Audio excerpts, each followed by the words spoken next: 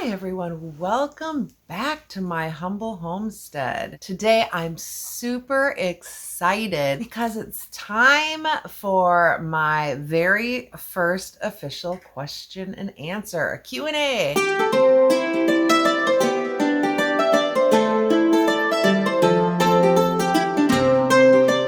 I've gathered some of your questions from comments and social media sites, and I can't wait to dive in and answer them.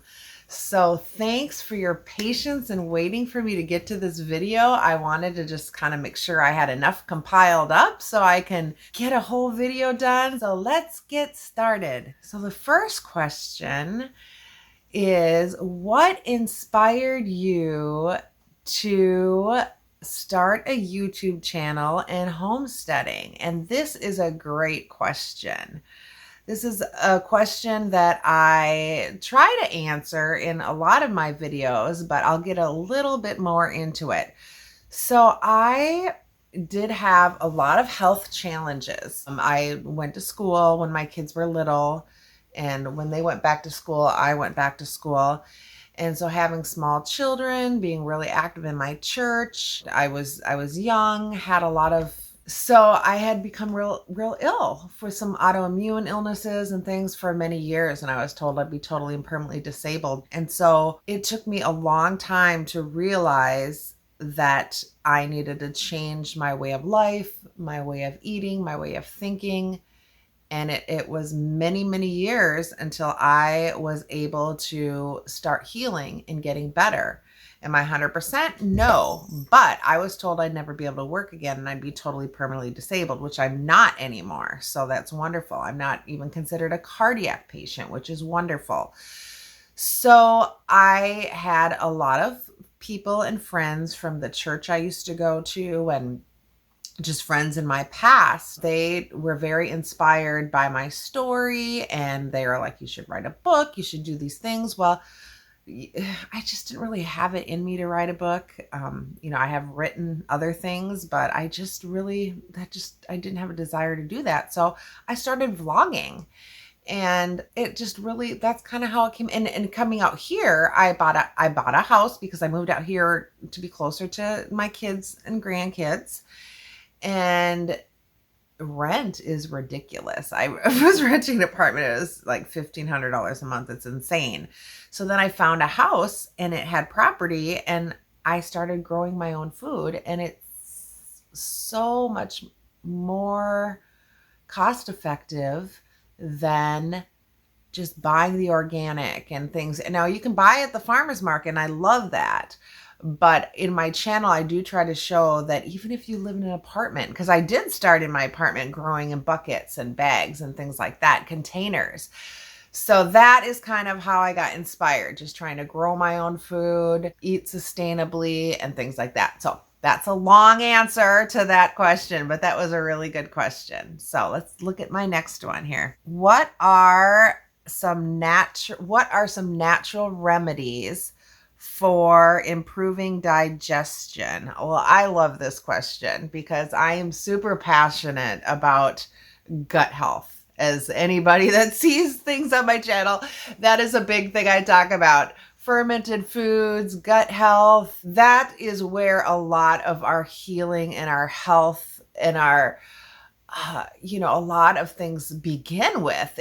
I always call the gut is the second brain. I mean, it's so important. So, definitely probiotic foods, fermented foods, that's, where I believe. I have a whole playlist on that. I just did a video recently on fermentation, and then I think I linked the playlist in there. So that talks briefly about that. As far as remedies for improving digestion, I would say, really good one is ginger. That is a proven one. I mean, there's ginger gum, ginger supplements, ginger ale, so ginger tea. So if your stomach's upset, nausea, in the hospital, they would have me do ginger for nausea. So ginger's a really good one. Peppermint is another one. That's a great one for digestion and nausea and things like that. Chamomile is always good for, easing things. So, and all of these things are good for like relaxing things. So peppermint, chamomile, ginger is just good for just upset stomach. And a good way to get those is to just, drink herbal teas with those. So if you have like a lot of digestive issues, I would, drink those teas on a daily, like have a good cup of tea at night. I like to have a good chamomile and lemon balm tea before bed. It's nice and relaxing. If the lemon's not going to agree with you, then just have some nice chamomile peppermint tea. So that might be a nice thing to have in the evening. So yeah, that's a good one. That's a great question. I didn't really read through these like intensely before I started this. So it's kind of fun. I think I might need my glasses for some of them. How can I incorporate more vegetables into my diet? That's a good one too. So you can add vegetables to casseroles, to soups, to smoothies. I like to dehydrate. Now I'm going to be doing more freeze drying of like vegetables. So what I like to do is when you take celery, you can take the celery greens, or like the broccoli, you can take the broccoli greens and you can dehydrate or freeze dry them, and then you can turn them into powder. Do that with kale and spinach and, all the little ends and things. So you can do that. You turn them into powder, my green powder. So I like to call it my green powder, and I throw that in everything, like my soups, stews, my egg bakes. It's a great way to sneak nutrition into a lot of things. So that's how I incorporate vegetables. I love vegetables, but I know not everybody does. And that is a great way to incorporate and sneak them into your kids' foods. So great questions. I love it. Are there any herbs to help anxiety? So definitely. Chamomile, again, is a great one for anxiety. It is great with relaxing. Lavender is a really nice one. You can use lavender in a spray. So the scent of lavender is helpful for relaxation. Or you can have like lavender tea as well. A nice lavender scented bath. There's like a lot of lavender. I know even like babies who have colic, they have lavender scented baths for babies. Valerian root. Now, valerian root I put valerian root in my anti-anxiety, all of those like capsules that I make. The only reason I'm saying that is because of the smell of valerian root. I have a really hard time with it. So that's not one I think that I could do in a tea. So I do use the valerian root when I make my little capsules. Or, you can do it in a tincture as well. Some people might not mind this taste or the smell of valerian root. It's just not one I really care for. So that is definitely some options. Ashwagandha is another one. There's so many. Like I said, I love to have a lemon balm is one of my favorite. I love, and even just if I'm stressed out, I love to go to my herb garden and just, the smell of lemon balm just makes me happy. And it just does something for me. So I love to have a nice cup of lemon balm and chamomile tea before bed, like I said. So those are some good ones that work. There are plenty, but those are some definitely proven ones. And like I said, having a nice cup of herbal tea every single night. One thing with herbs, it's not sometimes you do get the instant relief. Like when I have headaches, so I try to take herbs all the time, but if I need a boost, like I do have these pain capsule herbs and stuff, if I need to take a boost of something, I'll take extras as well. So, what are some easy breakfast meal prep ideas? Well, that's a good question too. You can do overnight oats. I have a video on that. Chia pudding is my favorite. It is super easy, super versatile. I have I think it's called Cha Cha Cha Chia. I have a video on that. That is one Super easy prep. I will literally make like 5 or 6 of them and just have them. You can do chia pudding and overnight oats, and you just every other day grab one. Egg bakes. I just did an egg bake. Did a really good. Probably have lots of egg bake videos in there too. But egg bakes are so great for meal prep because you can even do 2 pans of them at a time. And then I sometimes will freeze individual ones and just pull one out. So those are great. Egg McMuffins, breakfast burritos, yogurt parfaits. I mean, there are so many options. Those are great ones to make in advance. And then especially, if the kids have school or if you have work and you just need to grab something quick, those are some great options. I'm loving these questions. Oh, yeah. So we're going to go. Yeah, these are good ones too.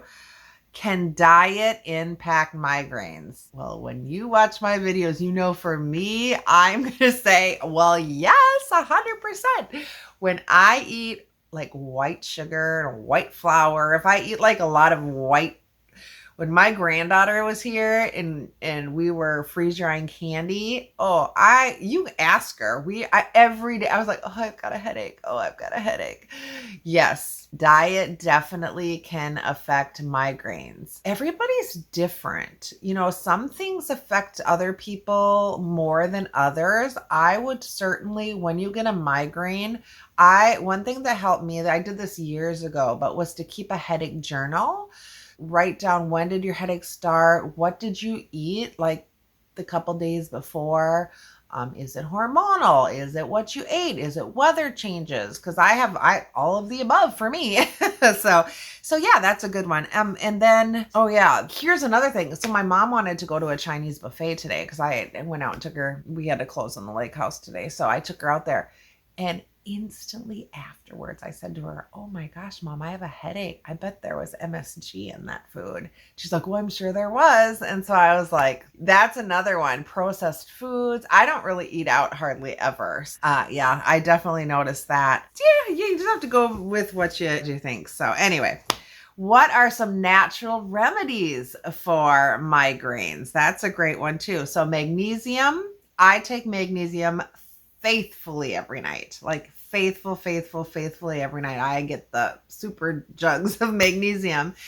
That is huge. I mean, if I am having a lot of migraines, I'll even take extra, but I notice when I take extra, I might go to the bathroom a little bit too much. That, and then if I take too much magnesium, it might make me, it's very relaxant, so it might make me a little sleepy the next day. But that's really a good one for, big one that helps me is feverfew.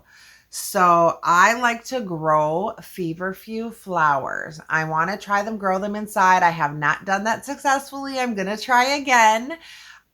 You guys, I am really not I don't have a green thumb. I do try to grow my own food and stuff, but let me tell you, this year, the chickens decimated my garden. I mean, my neighbors came over. That's another video I have, is to show my chicken landia that I made. But they just got in my garden, so I had to keep them out of my garden. Boo-hoo. And I tried to grow a pot of feverfew inside. That wasn't very successful, but I do grow feverfew out in my herb and flower garden. And when I get a headache, I can go out and just chew on a couple of the flowers, and it is almost instant relief for me. They're not the best tasting. People say they're horrible. I don't think they're horrible, but they're bitter. I mean, it works kind of like an aspirin, but it works really good. So magnesium, feverfew. Making sure you get your B2, riboflavin. B2 is a really good one too. So, just kind of making sure that you have what your body needs is really huge. Coenzyme Q10 is helpful. Yeah, I mean, also another thing is sometimes I make a muscle rub, which I do have a video link for it too, but I do make a muscle rub, and I tell you, I will put it here, and I use it on muscles, but here it works really great. You can use peppermint oil there. I get really nauseous with my migraines. So, just sometimes smelling peppermint. Sometimes I can't smell peppermint. Sometimes any smells are like, But yeah, but those are some good natural remedies. How can I make meal prepping less time consuming? Amen to that. That, I tell you, I am passionate about. That is why I try to do so many, like, I try to put in my meal prepping titles like meal prepping made easy, because that is, I am passionate about why I do the freezer meals, why I do, because you would think that I love to cook and I love to garden, but I don't. I just love the benefits of feeling better and having stuff prepared and made. Like when I have to work or when I'm busy, I can just pull something out. It's like, it's already made. I can just throw it in the spot or throw it in the crock pot. It does help to plan your meals in advance. What I like to do is I get, like we went in on a cow with my kids. I have a quarter of a cow in my freezers. I bought a half a pig, so I have a lot of that. I just picked up 6 full chickens that were butchered from the farm down the street. I have 6 more in order from the farm where I get my dairy. I get my dairy every Wednesday. I know what I have in my house for meat, right? What I suggest for other people, because not everybody has access to farm fresh food, when stuff goes on sale, stock up on it. That, just you can see what you have in your freezer. Like when I process chickens, so I had made some meals out of chicken and then I froze what I needed to or whatever. So you can just do it that way. So just planning ahead. Batch cooking is huge. So which is why I do all those videos, because then you cook once, mess once, you're done, and then you have everything, everything all put away. I use my Instapot and my slow cooker religiously. I mean, I could just thank whoever invented those. Those are the best things ever. There's a lot of questions here. We might have to do this in 2 parts, you guys. Otherwise, we're going to be here for like an hour. Yeah. Are there any specific foods that help with chronic fatigue? Chronic fatigue is another one with my autoimmune illness is postural orthostatic tachycardia syndrome, POTS, it's known as, or with easily inducible VFib. So I VFib'd during a test. So they had to shock me back to life, and I had a pacemaker defibrillator for a long time, but my body rejected that. So the autoimmune side of POTS is chronic migraines, chronic fatigue, chronic nausea, up and down weight gain. Which, back to the weight thing, you guys, if you've noticed from my other videos, I have been dropping weight. So, but I've been doing it over time. I've been doing it slow. So I'm going to do a video on weight loss and how to do it naturally, permanently. So that's coming up too. So stay tuned for that. But anyway, back to this. Things that are very good for chronic fatigue are foods that are super high in antioxidants. So like green leafy vegetables, berries, also omega-3 fatty acids like salmon, chia seeds. So that chia pudding, that's a great one. You can find that video. I wish I could like link every video I talk about in here below, but that might be a lot. But some of them I'll try to link below. Complex carbohydrates. So that would be like sweet potatoes, real whole grains, not, I know a lot of people are keto or carnivore, and that helps them feel better too. So but just complex ones, and legumes and whole grain, sweet potatoes and legumes are good complex carbohydrates. And those are the kind of foods that help manage chronic fatigue. But when you're in a flare, because I always say I'm in a flare, the best thing really is to just listen to your body. I mean, it really is kind of the truth. If you have to rest, find time to rest. That's super important. So yeah. And then just making sure your body's getting all the nutrients it needs. I mean, if you're not able, there was a lot of times where I was so nauseous all the time and I wasn't able to eat what I needed. So I did have to take some supplements to kind of help. And I couldn't even, sometimes if I couldn't take a supplement on an empty stomach, I would just try to maybe have a smoothie or, something. So yeah. Oh, and that, can you recommend a natural remedy for migraines? So that's, yeah, peppermint oil is a good one, or ginger tea. So yeah, feverfew, that's another, I had that one already. What is the autoimmune protocol diet, or the AIP diet? It is a very restrictive diet. I do have a whole playlist on the autoimmune protocol diet. It's basically, it is designed to reduce inflammation, because autoimmune stems from inflammation in the body. And when we get too much inflammation in the body, it just really causes our bodies to go haywire. So I know when I've really had just flare after flare after flare, I just am not, or sometimes after a cruise, when I know that I'm not eating well and I just can't bump out of not feeling well, I'll do the AIP diet for a while, and it basically resets my gut. It really does. It is basically, it eliminates potential food triggers. Basically, you remove a lot of foods. You eat a very restrictive diet, and then over time you gradually bring foods back to find out certain foods if they do trigger you. It is a great for migraines.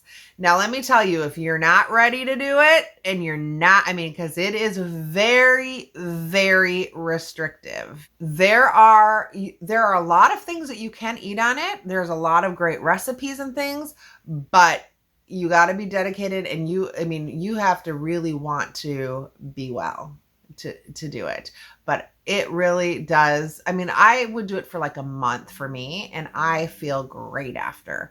Some people might need to do it a lot longer. If you've never done it and you have been, like when I was sick for 10 years, I would think 3 to 6 months for sure. And then just figure out what foods, sometimes foods you might need to cut out of your life for maybe a year, like certain foods, and take a while. Does it mean you have to cut foods out forever? Not necessarily.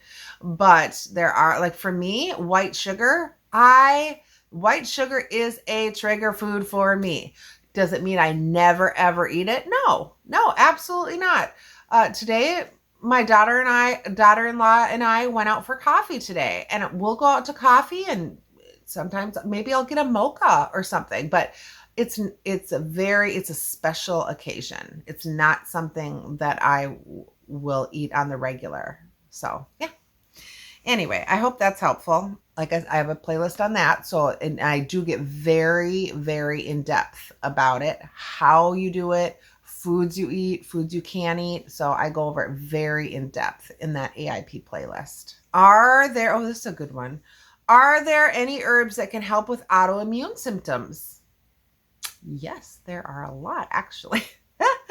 Turmeric and ginger are big ones that are known for anti-inflammatory. And that's another thing, is autoimmune. It's a lot of things that you want that help inflammation and alleviate inflammation. So garlic, turmeric, ginger, those are all great ones. And so even when I'm having a lot of pain, I make a pain capsule, and in my pain capsule, I call it my turmeric because it's yellow, but it's turmeric, ginger. I think it has some cayenne because the capsaicin in there. Yeah. I do have, I think in the video again, it's one of the pain videos. And so, yeah, I go over why each of those are good for you. So yeah, if that's something you're interested in, yeah, check out that playlist on herbs and health and stuff. And that will really give you a lot more detailed on what those are. Okay, perfect. Awesome. Thanks. Oh, here's a good one. Can you share your tips for beginner gardeners? I don't know if I'm ever going to get out of the beginner gardener stage. I feel every year I feel so defeated. Last year I feel like I had a pretty good harvest, but this year, I know the weather's been crazy, but anyway, don't give up. No, start small. That's really, really, I do feel everybody should grow something. I think if you start growing herbs. I always say everybody should start growing herbs because you can grow those in your house. You can grow them on a deck, and nothing makes your food taste better than adding fresh herbs to it.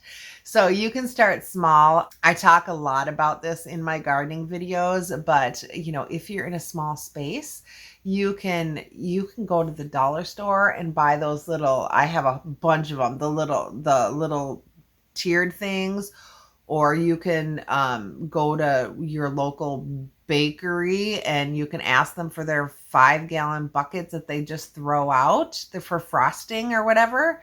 You can recycle those. You just drill holes in the bottom and you can grow in those. You can grow tomatoes in one. You can grow lettuce in another one. You can grow cucumbers in another one.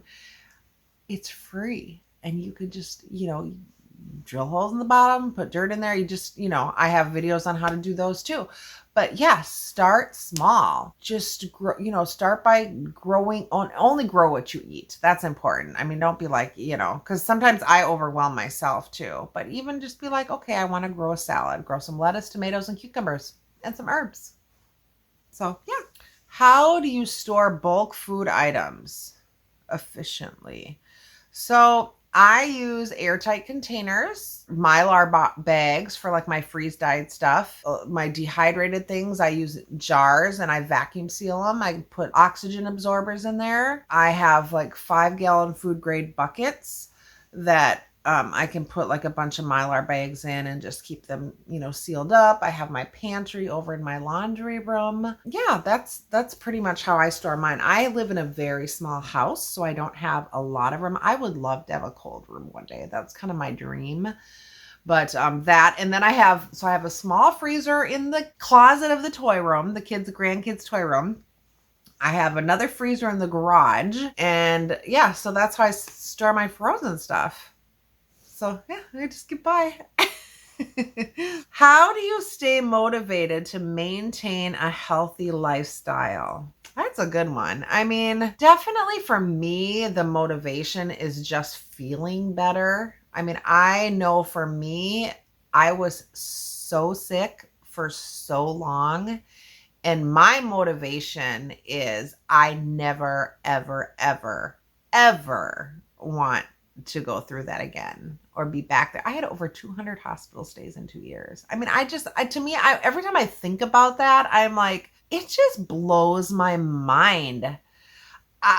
It's almost like it was a different person in a different life. Like, I mean, I know like some of you that know me are like, oh no, it wasn't. It was very real. And I know it was, but I'm